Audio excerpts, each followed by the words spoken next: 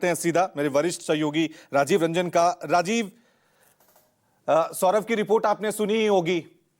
पटना में हर सड़क पे तिरंगा लगा हुआ है, बीजेपी के हर पोस्टर पर ऑपरेशन सिंदूर लगा हुआ है।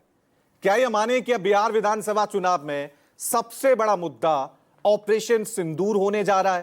क्योंकि पिछले दिनों जब भी किसी सियासी मुद्दे की चर्चा होती थी, या तो हम धर्म के मुद्दे पे बात करते थे, जाति के मुद्दे पे बात करते थे, क्राइम के मुद्दे पे बात करते थे, लेकिन क्या अब फिर से देश में या जो आने वाले विधानसभा चुनाव में उनमें राष्ट्रवादी पॉलिटिक्स हावी होने जा रही है? राजीव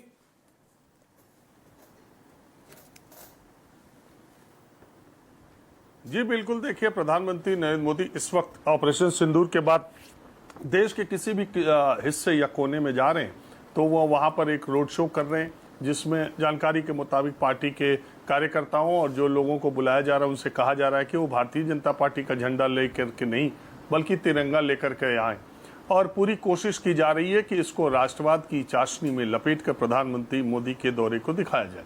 ऑपरेशन सिंदूर का पूरा क्रेडिट सेना से ज्यादा प्रधानमंत्री नरेंद्र मोदी के नेतृत्व को दिया जाए, ये भी पूरी कोशिश है और वो दिखाई दे रही है। सिंदूर यात्रा शुरू करने की तैयारी 9 जून से भारतीय जनता पार्टी ने की है, जिसमें पैदल चलेंगे एमपी जो पिछले कई सालों में नहीं चले हैं, और मंत्री ये लोग सिंदूर की यात्रा करेंगे और चुटकी भर सिंदूर महिलाओं को देने का काम करेंगे।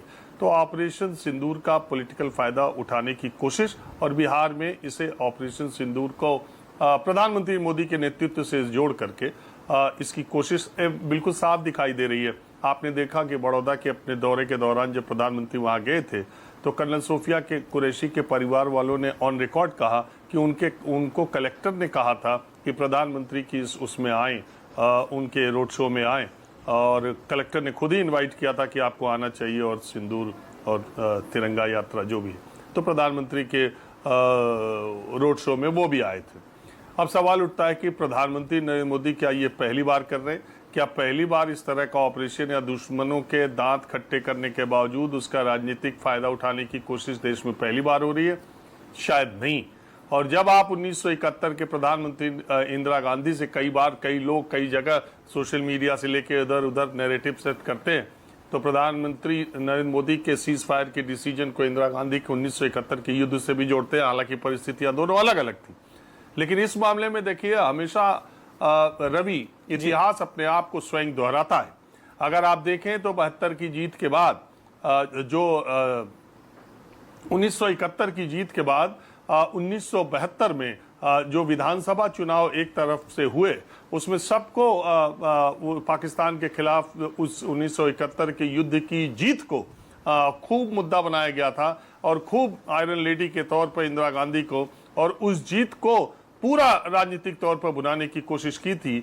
नतीजा ये हुआ कि जनसंघ उस समय की प्रमुख विपक्षी पार्टी है, जिसकी इतनी बुरी गति हुई, इतनी बुरी हार हुई कि दीनदयाल उपाध्याय के बाद पार्टी प्रमुख बने अटल बिहारी वाजपेयी को उन विधानसभा चुनाव में मिली करारी हाथ के बाद अपने अध्यक्ष पद को छोड़ना पड़ा था, और लाल कृष्ण आडवाणी को जनसंघ का अध्यक्ष बनाया गया था।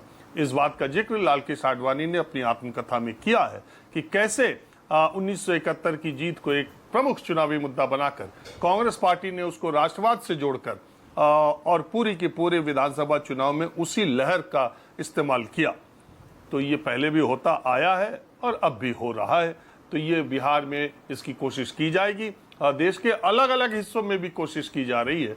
और प्रधानमंत्री जैसे उस वक्त कांग्रेस के नेता, कांग्रेस के समर्थक, कांग्रेस के well-wishers India is Indira, Indira is India कहने लगे थे कुछ कुछ देश में, वैसे ही इतिहास अपने को दोहरा रहा है। Modi is India, India is Modi, यानी मोदी के खिलाफ आपने बोला तो देश के खिलाफ बोला, यानी मोदी राष्ट्रवाद और देश के प्रतीक है। तो ये पहले भी हुआ, इतिहास अपने को दोहरा रहा है, बस चेहरे बदल गए हैं, सत्ता का चरित्र वही रहता है। ठीक है, तो राजीव कह रहे हैं कि चेहरे बदल गए हैं, सत्ता का चरित्र वही है। राजनीतिक मेहमान